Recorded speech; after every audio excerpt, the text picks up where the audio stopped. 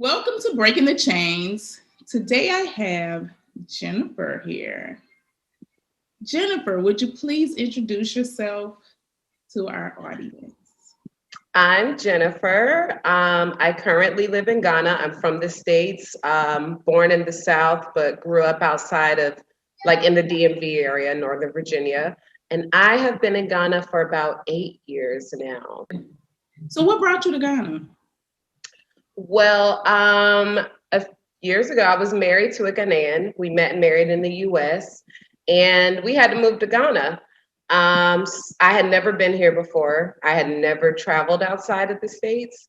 We had to move because my ex-husband, he had some immigration issues and things like that. So we were either we stay and we spend like a lot of our savings and just worry, or we're just like, let's go. And it was mainly my idea. He was kind of more nervous about it, like, I don't know, and I haven't been there in 12 something years. And I was just like, oh, let's go. I mean, I'm a military brat, so I'm used to just moving. Yes. It's not a big deal for me.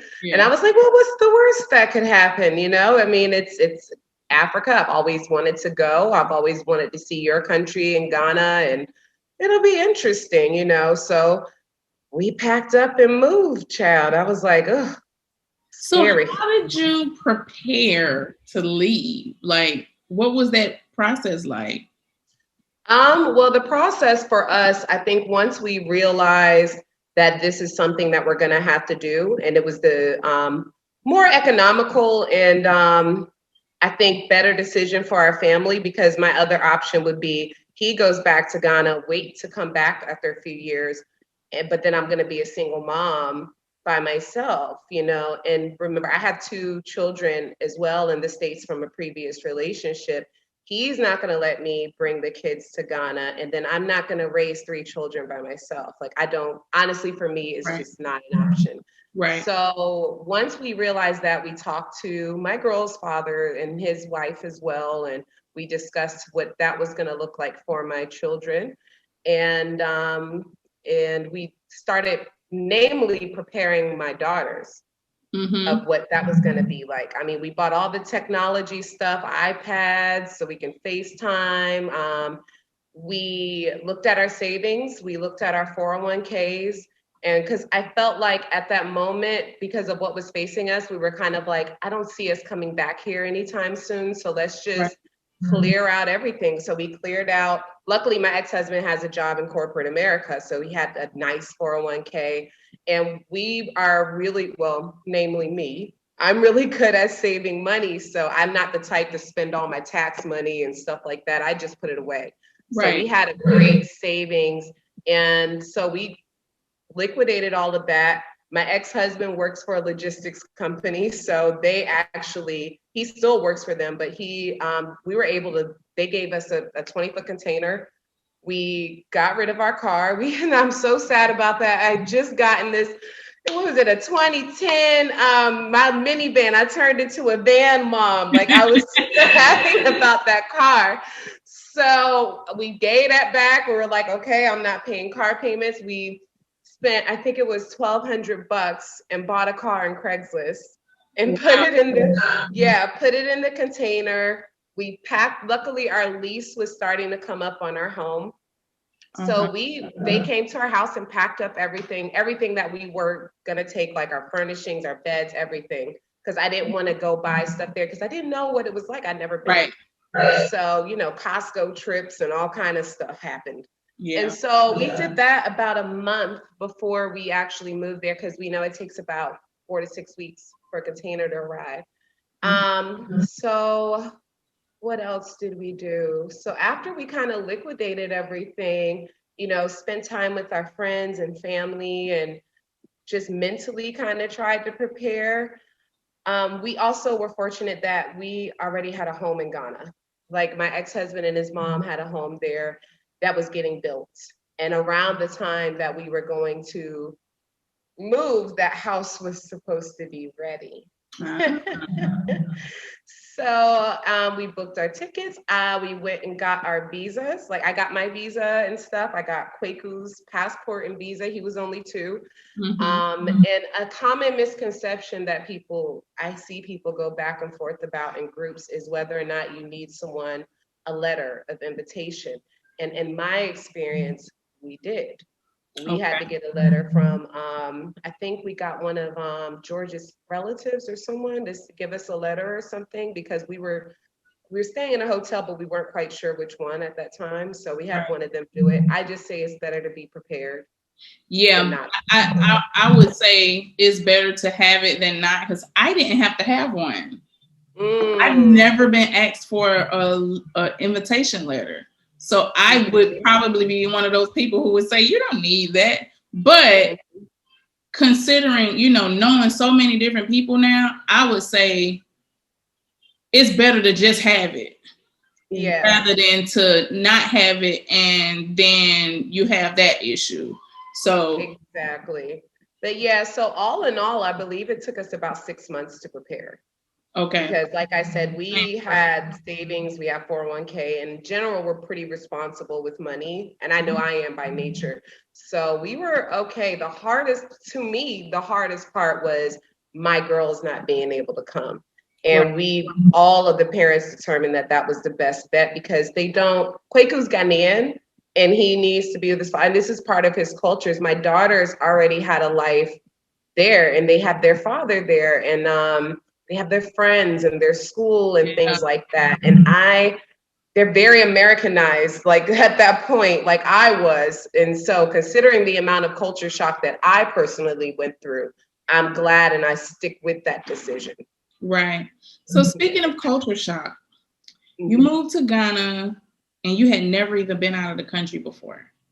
Mm-hmm. As far as living, you've been a military brat, so you've been different places, but you lived on military bases, which is pretty much like living in the US, just in another place. Yeah. So when you got on the plane with your baby and your husband and moved to the other side of the world, what was the initial move like? What was that like for you? Okay, so leading up to getting on the plane, we actually stayed with my girl's dad and his wife for our final like 2 weeks. Wow. So we were cramped there and we tried to stuff everything we didn't put on the container, like a month's worth of stuff into what was it, 8 bags. So Yeah. Yeah. we did that. We had carried that. Remember, Quaker was 2, so we had the stroller, the Oh, car God. seat, All of the lugging all of baby that. stuff. Yeah. I'm on the plane. I'm excited because like I said, even being in the military brat, I didn't live outside of the country. The furthest I lived was Hawaii. Okay. So, and I don't remember, which sucks. So, but yeah, but so we're on the plane. I'm kind of like, okay, this is great. But I was really more focused on my baby because I was like, oh my God, how this boy gonna act on this damn plane? Right. But he was okay. He was good. He went to sleep. My biggest thing was when we got to Istanbul. We had a 24-hour wait there. Okay. I did not realize, and this is when I realized I have American passport privileges, that did not apply for a visa for my husband at the time, and he needed one in order to be in Istanbul to stay at the hotel. Oh, wow. So he ended up, oh, and they didn't speak English. So I'm fussing everybody out. Like, this is how I know I am not a good traveler in airports because I was cussing everybody out. I'm sure they didn't understand me, but I was mad because I was kind of like, why didn't you tell me? I didn't know. But that was my fault as a novice traveler. I should have Right. known. Right. So he ended up having to spend the night in the airport. And Mm. we went because he was just like, no, you guys go to the hotel, get freshened up. You have the baby, go. I'll be fine. He's like, I can camp out. And they gave him food vouchers and stuff. Yeah. So we camped out there. And I was so freaked out because number one, I have anxiety. Number two, I've never left the country. Number three, I'm by myself having to figure out this airport, go find where the hotel desk is. Nobody speaks English. Well, very, very few. Very And I few. have to go out of the airport to a hotel in a country I don't know. Yeah. So that was really interesting. But it was okay. We made it through. Got back, met up, arrived in Accra at I believe it was one of those late flights. It had to be like 9 or 10 or maybe 6, because I remember it was really dark. So it was probably like 6, because we don't have daylight savings time here. Yeah. So we were met at the airport with some of his mom's close friends that lived there. And they bought us, we went to a hotel. They bought us all these things of food, jollof, some stew, and all of this stuff. Set us up at the hotel and left. And I just remember wanting to jump on the bed because this is days of traveling. And Yeah. I remember wanting to flop on the bed. And instead of flopping and bouncing, I went, yes, smack. I was like, what in the hell? Are we in a prison camp? Why is this mattress so damn hard? So yeah, that was my first like, okay. But I remember after all of that, sitting outside, having my little smoke and just breathing in the air and just being in awe, like looking at the sky, looking at the dirt, looking at like the lizards going by and like just little things, and just being like, wow, I'm really like In another place. Motherland, like I'm here. And I was never one of those ones who was like, I'm moving to Africa, I'm going da da da da. I was never that type, but I just felt it though. When I was there, I was like, wow, I'm here. I'm in a new place. It's interesting, like da da da da. So yeah. So you, like myself, you weren't the typical repat. We both came with our families as, my husband is Ghanaian. We decided after he had been here for 2 years and he wasn't with it. He was like, we need to start planning. Actually, he was here for like 2 weeks and he was like, no, we're not doing this. I didn't move as like, oh, I didn't move like that. I moved like, yeah, I want to move to Ghana because I don't like living in America. I don't feel safe and I don't want to be here anymore. And there has to be a better way to live. So when you got to Ghana, you're there, you're not really, you don't know anybody. How did you get yourself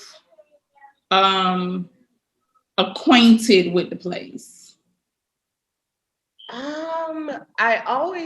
I feel like one of the benefits for me is that because I was married to a Ghanaian, and also another thing that was great was because he came from like a privileged background. So we had a nice place to stay. We didn't really go through like a lot of stuff, and we had people already there. Getting acquainted. I honestly feel like I wasn't really acquainted all the way for like 3 years. Yeah. Because a lot of it was kind of like I'm a fan, and I'm a fan of telling people you need to experience things. Yeah. And back then, around the time we all came, we didn't have Facebook groups and a lot of YouTubes or any of those things. We had like white people blogs, that were talking about how they lived here. There wasn't really anybody from our perspective talking about this. Right. So I didn't even know anybody that was from the States that was Black American and female that lived here at that time. So it took me a long time to get acquainted. Like, what year was it that you moved? It was in 2012, I believe. 2012, I think. Yeah. 2012. So as far as housing goes, I know that oftentimes in our group we have because we created our group and we're sharing things all the time. Oftentimes there are misconceptions about the quality of living in Ghana and what it should be like. I oftentimes hear people in other groups saying that you need to leave, that you're if you want to Western live, mindset. yeah, like the like it kind of feels like being comfortable is seems to be thought to be an American or a Western thing. Mhm. So can you speak to me about, you know, the comforts of being in Ghana? See, what people don't realize, and this is usually how I gauge how long people have actually been here and the type of circles that they run with too, because Ghana is very social and it is classes and it has a system. So when I see people say stuff like that, I'm like, either you've never been here or you've been and visited once or you were somewhere in the village. Because average Ghanaians don't live like crazy. Like most people live like all have comforts. Like, I mean, my ex-husband's Ghanaian. His mom was shipping things from the UK. Most homes, I think almost all homes, most homes I've been to have washing machines. You know what I mean? Everybody hang their laundry. Hell, we do too. And I live in a big ass house. It's just economical. It is. Everybody got ACs, or if you're like me, I have them, but I like the fan, you know. Mm-hmm. So the quality of life, you should not have to give up your quality of life. It's everywhere. It's not a Western thing. It's not a European or American thing. I mean, Ghanaians are comfortable too. There are lots of them. Like I had a long debate with someone in one of those groups, and we were talking about that. Like he seems to think that all Ghanaians or majority of Ghanaians live in poverty. There is poverty here, but I told him, I was like, I don't know who you're hanging out with, Right. but the ones I know don't live like that. But like I said, I was privileged that my ex-husband came from a privileged background. He grew up a certain way. But people live comfortable. We got refrigerators. It's okay to have fridges and ACs and washing machines, even having home staff and stuff like that. It's the things that makes life comfortable here. A lot of things you can afford here that you would never be able to afford in the States either. Okay, so let's talk about the home staff, because I had a really hard time with home staff in the beginning. Mm-hmm. And a lot of our people coming from this side of the world take issue with those of us who go to Africa and we take home staff.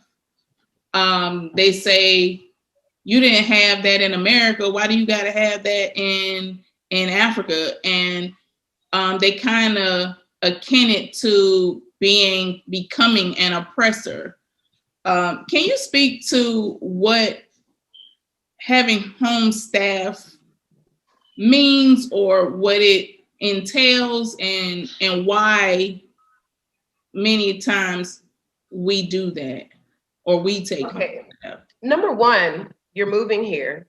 Most of the time, you're away from family, which is normally people you would trust to look after your children or to watch them if you need to go and get something done. Most times, even you have a neighborhood babysitter that you trust. You're moving here starting completely from scratch, completely.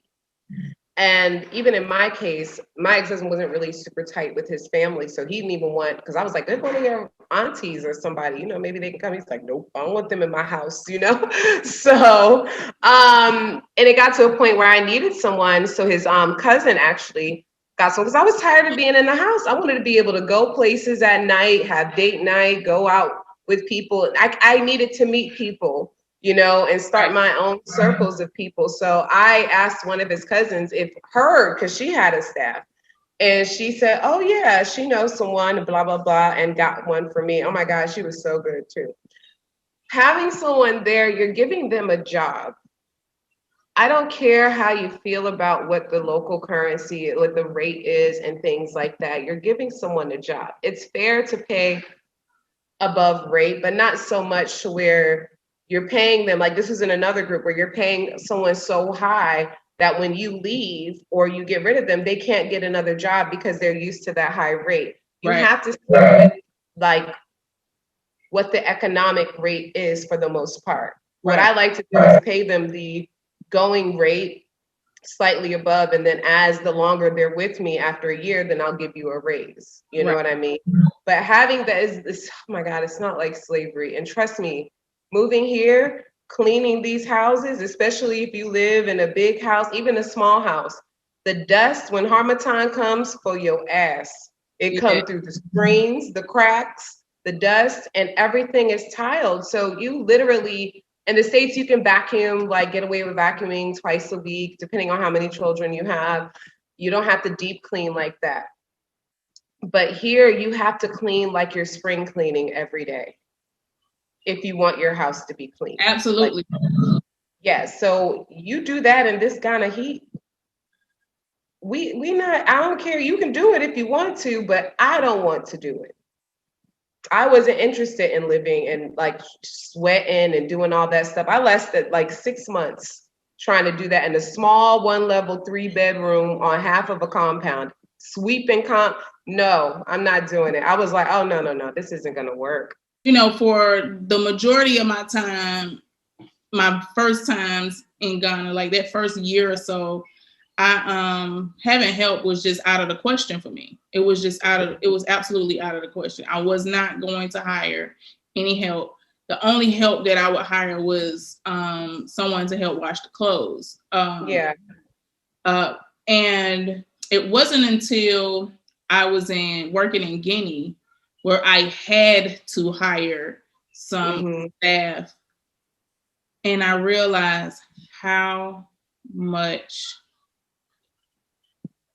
how much it saved me, how much aggravation it saved me, how much just paying somebody to help me really just it brought so much more peace than I was used to. You know, here I think we're used to having to do it all. We're used to having to work, come home, take care of the kids, clean up, do the homework. Like we're used to being completely exhausted all the time. And overwork and And undervalued and all of those things. having the help, it like we're here. What I was saying was here, you know, we just so used to having to do everything, not being able to hire anybody. Like I can't afford right now. I'm here and I'm trying to work, and I can't afford to have somebody go tend to my children while I'm trying to work. I can't afford that. So I have to try to juggle being an entrepreneur and tending to my children and tending to my house. And most times I am exhausted. And most people say it like if you're not doing all of that, then you're not really like a mom or a parent and stuff like that. Because I've been shamed for having help. Even when I go back home and visit, they're like, oh, you're going to wash dishes. Or I'll get little like snide things and stuff like that. And I was like, there's no glory in working yourself to death. No, If it's you not. can have help, get it. You know what I mean? Do it. It's no glory in that at all. And it wasn't until I was in Guinea working all day long and having someone who would tend to my child, my small girl, and having someone who would clean also, and do the shopping for me and whatever other little things I may need to have done, to have someone be able to do that while I'm out working my ass off. It made things so much easier for me. So now I could come home and all I had to do was spend some time with my baby. You actually get quality time with your children. Have some quality time instead of coming home and now I gotta cook, I gotta clean up, and now I'm aggravated because I got all of this stuff that I need to do, and then now I'm yelling at the kids, and when I realized, even as we're talking now, part of the reason for all of the yelling and screaming and aggravation all of the time is because you're just so exhausted. So Mm. you have so much that you have to do. So why not? If you can kill two birds with one stone, why not? Why not? If you can afford to hire someone to help you, you can hire someone to help clean the house, hire someone to help watch the children, which would make you a better mother and a better wife. Yeah. Why not? Because, and I think another misconception is that if you hire help, then you don't do certain things. And And I don't care. you cook, you cook, you No, cook. I'm saying I cook and stuff. I do things. I don't care about what people think I No, don't no, no. do because, And you yeah, shouldn't. You shouldn't care. yeah. But But I other think people that, shouldn't either. and that's what I was trying to get around to, is that I want people to understand that having a better quality of life is nothing you should be ashamed of. Mm-hmm. And I'm not leaving this American nightmare to go into an African nightmare. I'm Exactly. leaving the American nightmare to go into my African dream. Mm-hmm. And I want to really kind of touch on the one of the things that you said earlier about paying staff.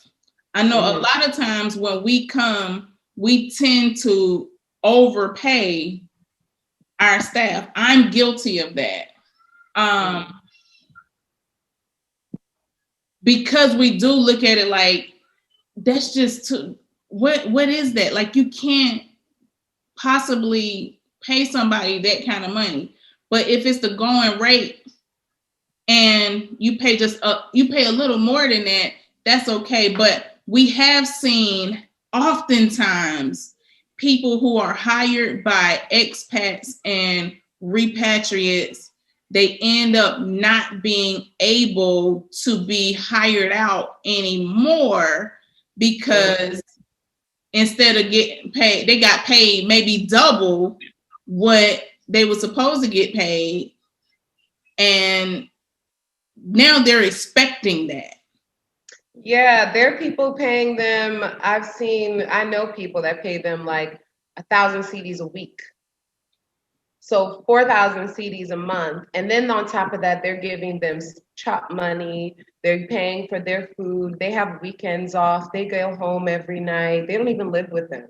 Yeah. And when they leave or they get transferred somewhere else, they'll go on these sites and recommend this person. And then we'll call the person. They said, I want that. I'm like, oh, hell to the no. Yeah. Because first of all, you're getting paid more than college educated people here, Right. bankers, like people who even work at some of the embassies and stuff like that as Ghanaian local workers. I'm not paying that kind of money. That's crazy as hell. Right. That's why I always tell people if you can do it, like if you can, I always prefer to do live in, namely because I don't like waking up in the morning and I like waking up and my house is clean.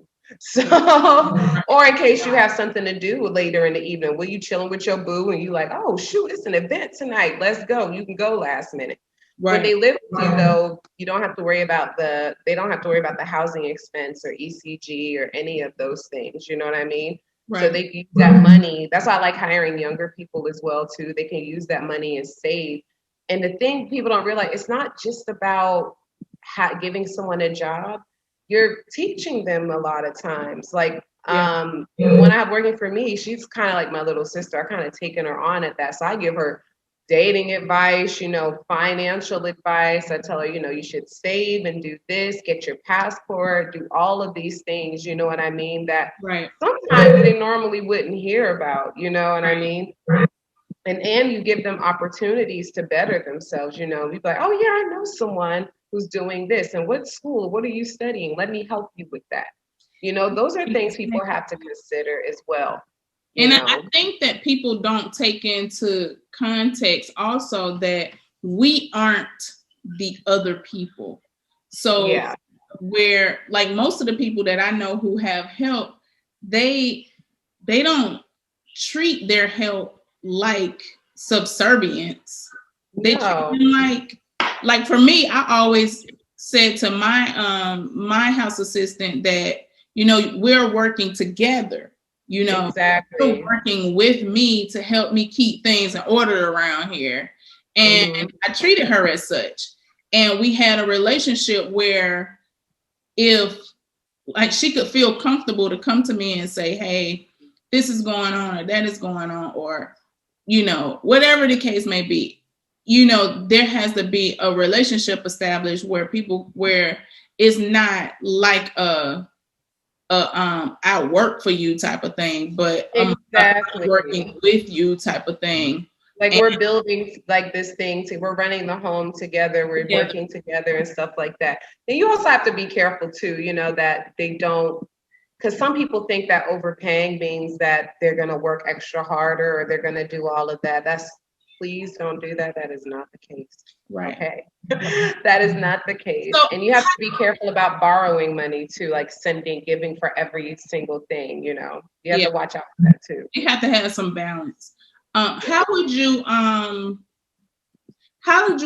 you find your help, your house assistants rather, Ooh, or your child. nannies? Yeah, I call them nannies or house help, whichever one suits. The one I have now is like a nanny, because I mostly have her with the kids. But child, I done had like at least 30 of them since I've been here. Cause I fire, like I won't yell at you. If I feel like I have to get to the point where I'm gonna yell at you or I'm gonna get extremely frustrated, I would rather let you go. Because Right. there's plenty of people looking for work. Yeah. So the first time I got my first nanny through George's cousin's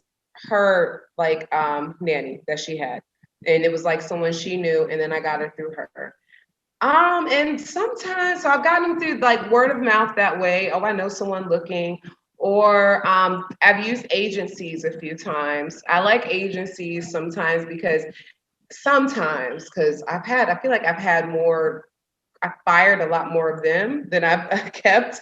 Wow. The good thing with them is that they give you their information, like their last employer, who their family is. Because another thing with the culture here is like, knowing that you can report them to their family if they like steal or do something like that. Because that happens. I've been stolen from, you know what I mean? Things like that. And I've had people come to my gate and ask if I'm hiring or looking for someone. Okay. That's happened before. That girl lasted 1 week. Um, and the rest, well, the one I have currently, she's been with me, I think, for 2 years now. I think it's been a year and a half, maybe. This time is flying by, but she worked for me when we were doing our boxing events. Okay. It was funny. I got to know her through another nanny that I had. And Okay. and I was like, do you know anybody looking for hosting work or anything like that? Because she knew all the uni girls and stuff. She was kind of like established as well too. So then she called me and was like, we were done with the events, and she called me a while ago and was like, oh, are you looking for someone? I saw that you were posting that you were looking for someone and I want to work for you. And I was like, you don't really seem like the nanny house help type. I don't know if Right. this job is for you. And she was like, no, please, I want to help my family pay for my school fees and things like that. So I was like, well, that's humble enough. So she came and I was like, I was cleaning up. And so that way she could see how I do things. And I didn't have to tell her nothing. She just knew. I was like, oh, well, you're hired. Girl, And she's been with us since. I've given her a raise, double her pay, what we were initially started her with. And she's been great, like a lifesaver, like the best. So I told her, you're not allowed to go. Even my girls spoke so highly about her in the States that like their dad was like, oh, if she wants to be sponsored and come and visit, we can do it. Like we would do it for her. And she's friends with all of them on Facebook and oh talks to wow. them and stuff. So she's really a part of our family. That's like the dream situation, but that don't happen all the time. Yeah, you Okay. said you've been through a lot of them, and I know Yeah. you've been through a lot of them. I haven't. Thankfully, I haven't had help in Ghana yet. I did take my first. I actually hired my first help when I went to Guinea. Mm-hmm. and I realized how I have been robbing myself. Like, to go ahead and just pay somebody, I could have saved myself so much drama and so It much headache. does. Because cleaning up in Ghana, it takes on a whole nother life. I don't think people even really understand. Um, but it is what it is.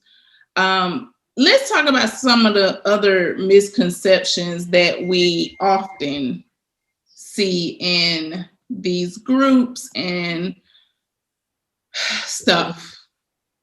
What is the most common misconception that you would say you kind of just grinds your gears? Oh, there's a lot. I should have just went. I'm like, let me go on Facebook and go. Let me see it. Right. There. Okay. Number one, and we've had several discussions about this, is living like a local. That is really annoying because it's like, what local do you mean? Right. Which locals? Like, what are you talking about? Number two is the ones that come and they marry like the poorest, like looking guy that they could, like the one they met in art center, and they go and live in their family compound, and they try to convince everyone else that this is how they're supposed to live, how everyone is supposed to live. Yeah. Another thing is people being extremely just the fact that people say you have to learn the language, you have to be deeply engrossed in the culture. I've done none of those things. Right. None of it. Like I've always been, I just march to the beat of my own drum. I just do what I do. I don't know not one. I maybe know like 2-3 words, and I managed to get by. You don't have to. It's not necessarily like, to me, like a lot of people have this badge of honor, martyrdom that they feel like they want to have, like they want all of this approval because a lot of times they're looking for something. I'm not that type. So a lot of people are like very aggressive in that, like, you need to be in with the culture and know these people. You don't have to. I always tell you, there's so many different levels of living in Ghana. There's so many different ways. There's not one way or the right way. So, Go ahead. So would you agree that it's more of just respect, just a mutual type of respect thing? And I know what you're talking about when you say people always feel like you, especially women. Yeah. Women, for whatever reason, a lot of the women feel as though they have to, like, wash away all of their culture and really just drown themselves in the culture of the country that they moved into. And especially those of us who are married to men who are not American, seem to feel like, you need to learn his culture and you need to. As if we don't have a culture As of if our we own. don't have a culture of our own. And I think I know it's just amazing to me because I've been married to my Ghanaian husband for 9 years. And I do not feel like I have to completely just ingratiate myself in his culture. While I love his culture, I love everything about it. I've learned so much, but I've learned it naturally. Organically. I've learned it organically. I've learned it by just being with my husband. And he's done the same with me. I think one of the things that kind of bothers me the most is that it seems very one-sided. Like, especially with the women, and I feel for them because if the relationship is one-sided like that, at some point it's not gonna. You're gonna be resentful. Exactly. So for me, it's like, okay, my husband is Ghanaian. I'm a Black American. We've decided that we're going to make this thing work. We have to respect each other's cultures. My husband Yeah. absolutely loves my culture, and I absolutely love his culture. And our house is a combination of the two. Like, I feel like we take the best of both worlds and just make it happen. And here we are, even after 9 years, I'm still learning stuff. He's still learning stuff. Like, it's not going to happen overnight anyway. So why don't you just let it happen organically? Just chill and be yourself. Just That's what I be tell people. yourself. Yes. Just chill. Being forceful, forcing yourself to do all of these things, honey, that is not going to keep no kind of man.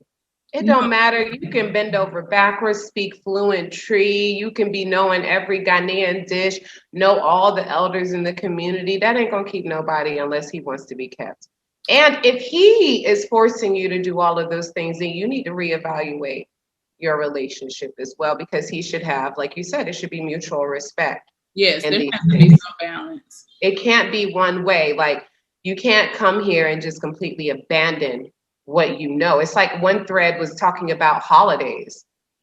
I am a Christmas freak. I am not Girl, religious by any means, but I'm not either. I love my trees and the holiday music. I get all excited. I'm like that damn elf in that damn movie. I get excited. But like people are saying, and Thanksgiving, most Black people I know do not celebrate it for the reason stated. It's just like, ooh, baked macaroni and cheese It's holiday, another reason collard to get greens. together. It's just Exactly. together. And I think like you said, for me, Christmas, the religious, I think our people get so consumed by the ideals that we don't even allow ourselves to just enjoy life. Oh my God. I hate that.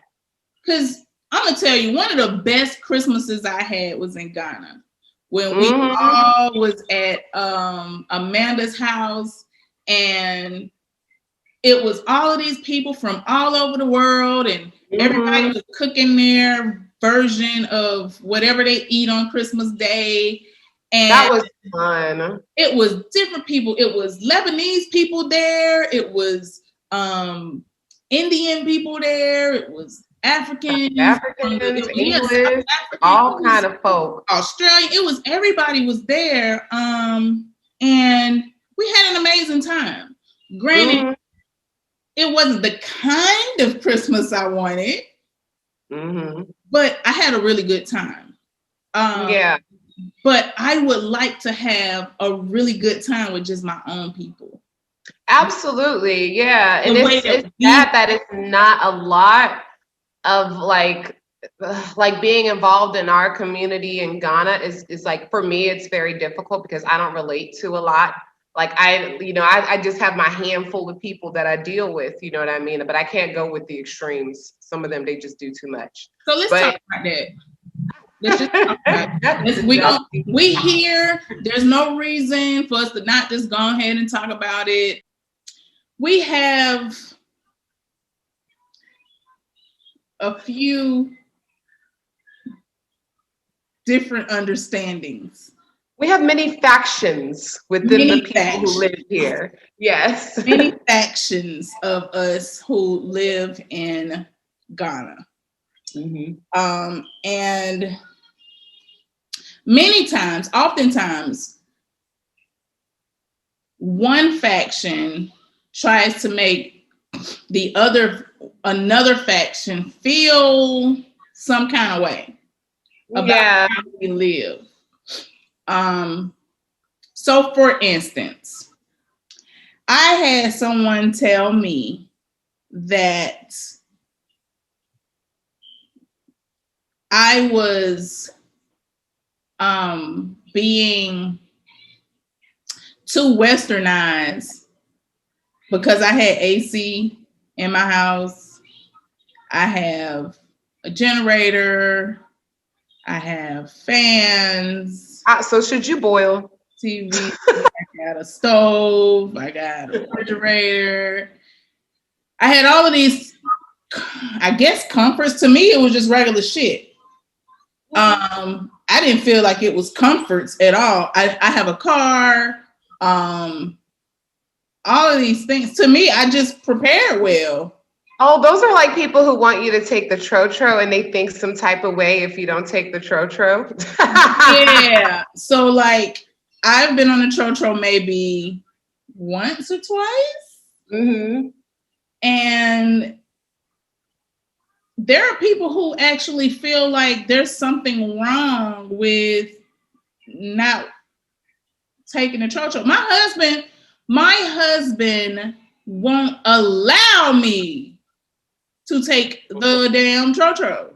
My ex-husband was like that too. He was like, what would people think if they saw you, my Exactly. wife, on the trotro? Even my current husband, who's not even Ghanaian, he's like, hell no.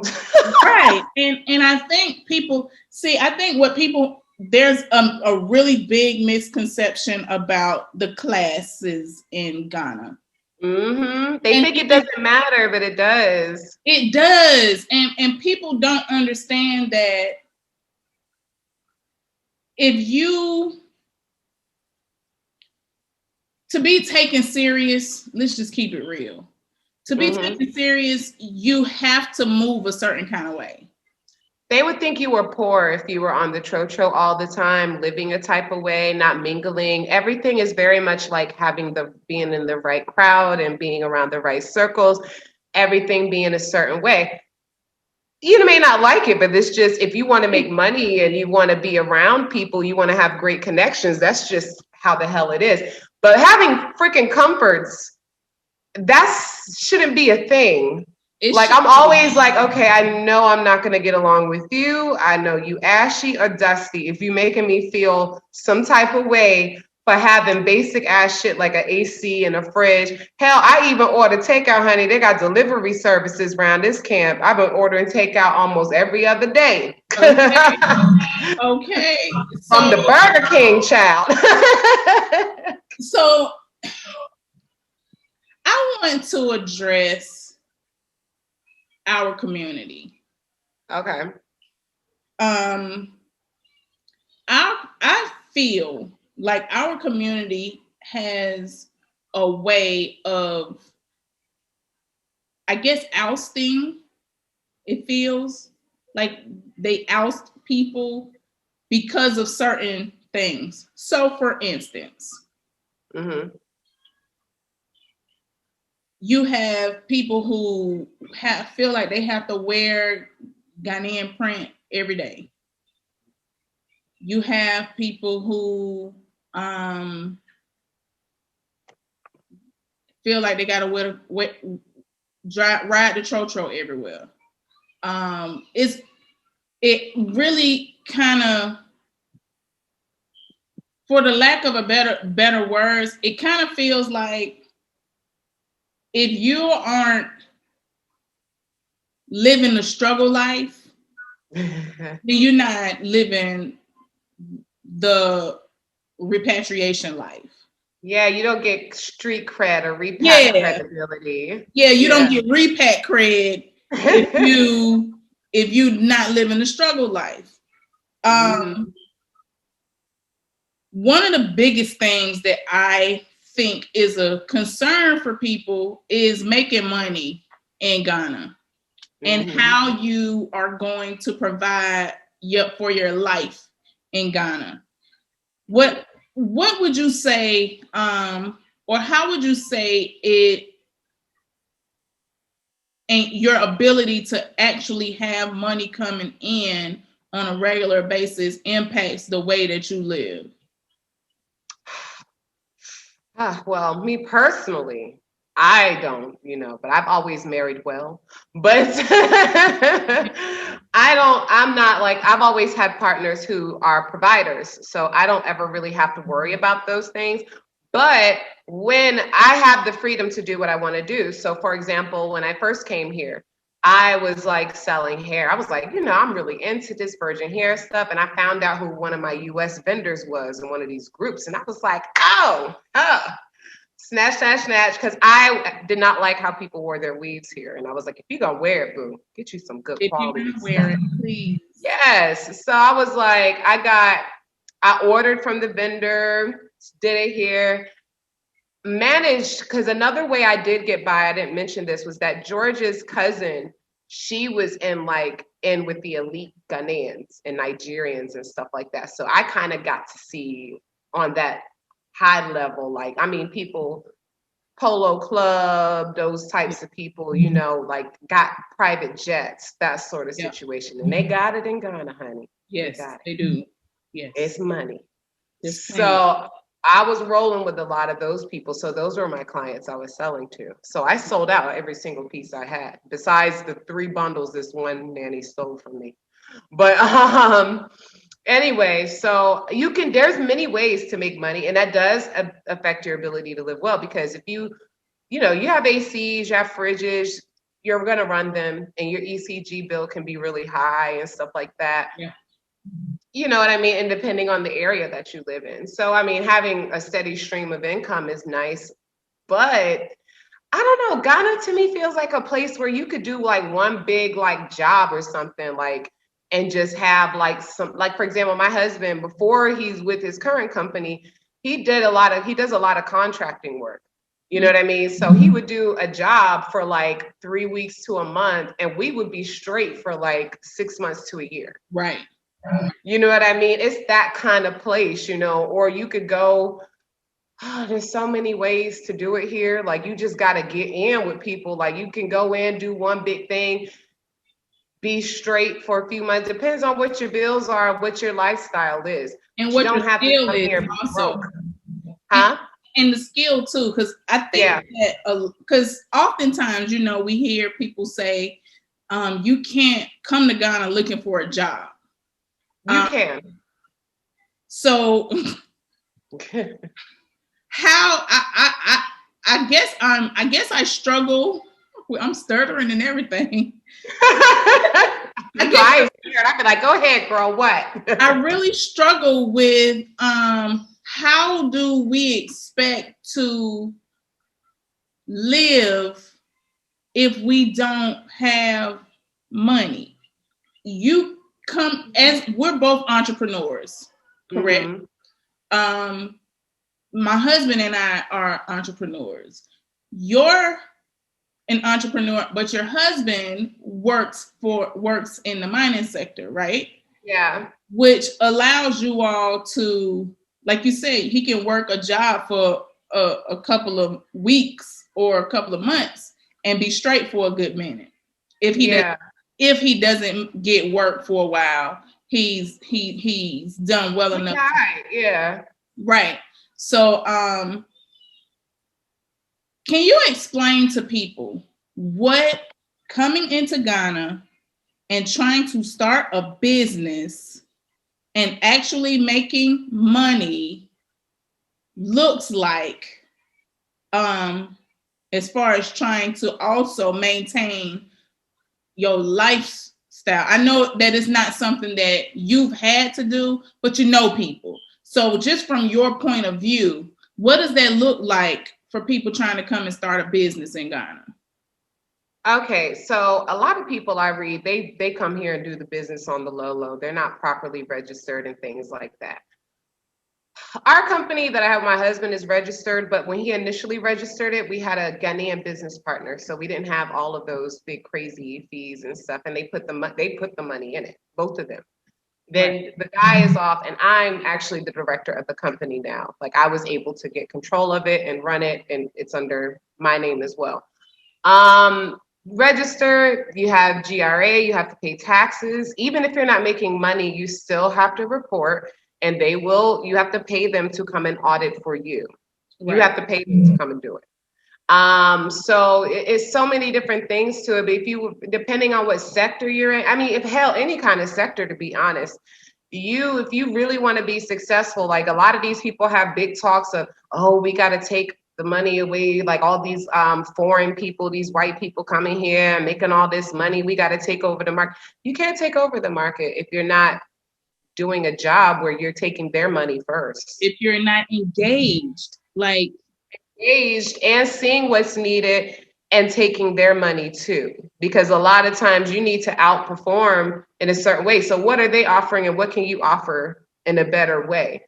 Right. And networking too. You can't come here on that. Some people come here on such a weird mindset that it's not even weird, but it's like, I don't know why you think that's going to work here, as if Ghana is only made up of one race of people. There is Ghana is literally the commerce capital of Africa. It really is.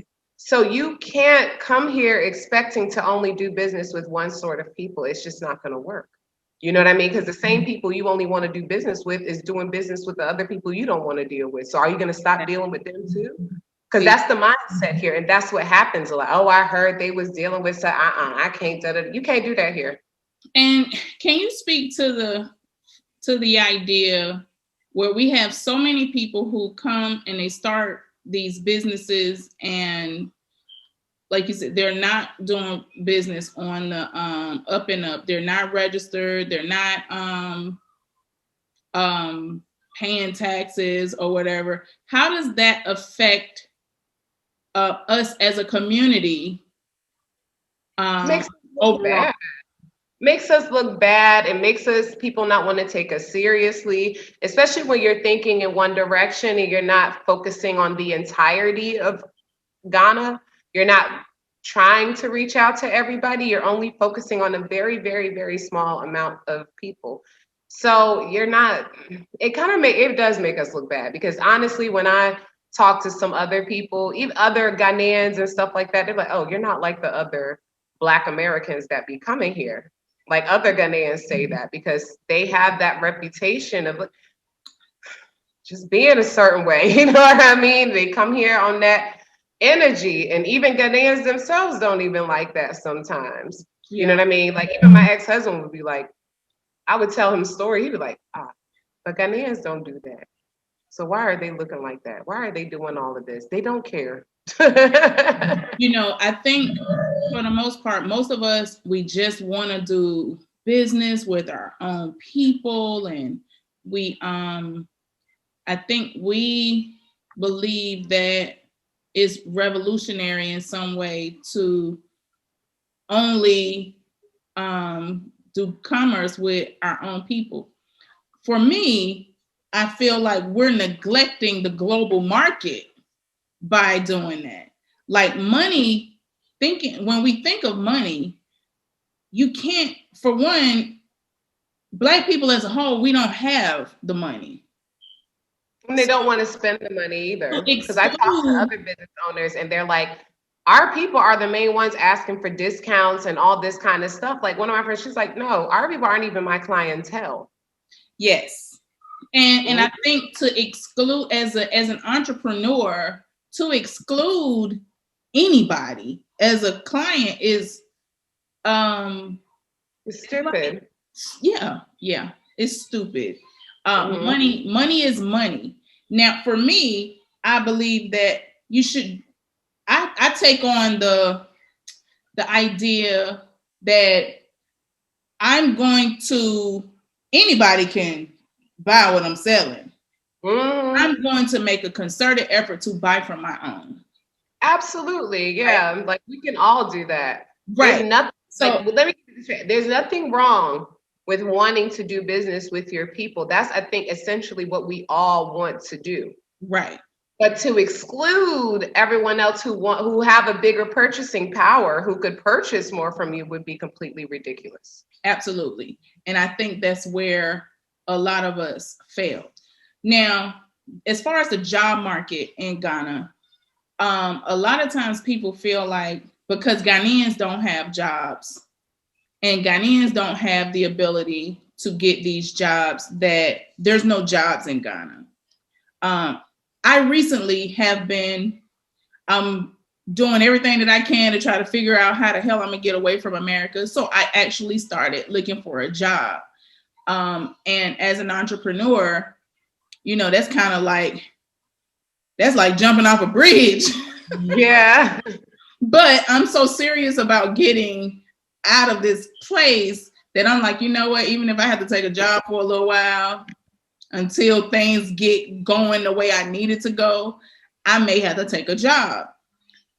So for the first time since I moved to Ghana in 2014, I'm actually actively looking for a job in Ghana. There are so many jobs. Like, I don't know where people are looking, but there are so many jobs.